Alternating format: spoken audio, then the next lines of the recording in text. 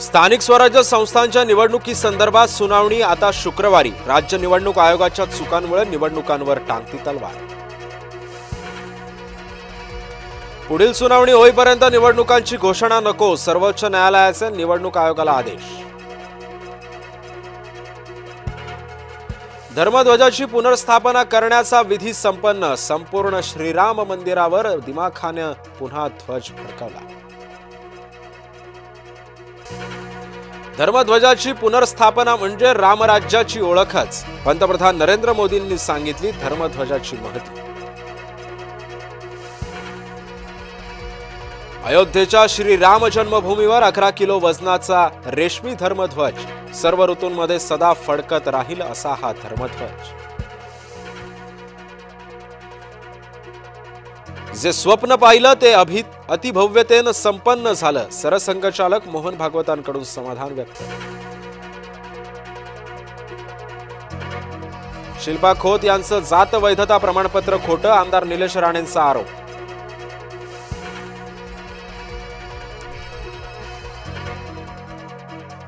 कुणालाही मतदान करा पण भाजपला मतदान करू नका, महादेव जानकरांची भाजपवर टीका। तर भाजप जाती जातींमध्ये भांडणं लावणारा पक्ष, जानकरांचा घणाघात। संजय राऊतांच्या भेटीला उद्धव ठाकरे दाखल, दुर्धर आजारानं संजय राऊतांची प्रकृती खालावली, राऊतांच्या तब्येतीची उद्धव ठाकरेंकडून विचारपूस।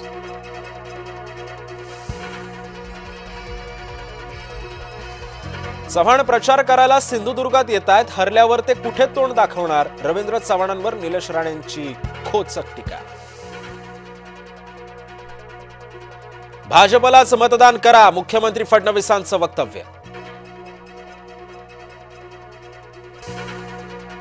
IITच्या नावातील बॉम्बे तसंच ठेवा, केंद्रीय मंत्री जितेंद्र सिंग यांचं वादग्रस्त वक्तव्य, मंत्री जितेंद्र सिंग बॉम्बे नावावर समाधान। ट्रकच्या धडकेत दुचाकीवरील चिमुकल्या बहीण भावाचा मृत्यू, गंगापूर छत्रपती संभाजीनगर मार्गावरची घटना। माजी संरक्षण मंत्री यशवंतराव चव्हाणांची आज 41वी पुण्यतिथी, कराडच्या प्रीती संगमावर नेत्यांकडून अभिवादन। छत्रपती संभाजीनगरमध्ये पंचतारांकित हॉटेलमध्ये महिलेचा बनावट कागदपत्रांसह मुक्काम, ATS आणि IB कडून महिलेची कसून चौकशी। TET पेपर फोडल्याप्रकरणी महेश गायकवाडला अटक, कोल्हापूर पोलिसांकडून एकूण 18 जणांना केली अटक।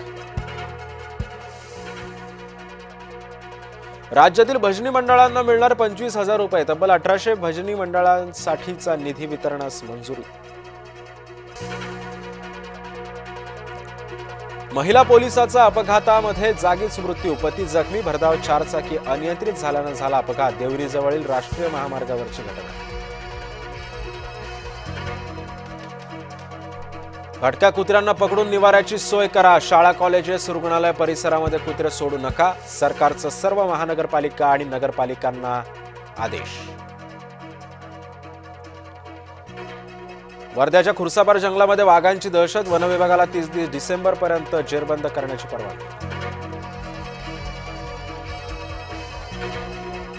हिंस्र पिटबुल कडून बालकावर हल्ला, नवी दिल्लीमध्ये झालेल्या घटनेचा CCTV फुटेज समोर।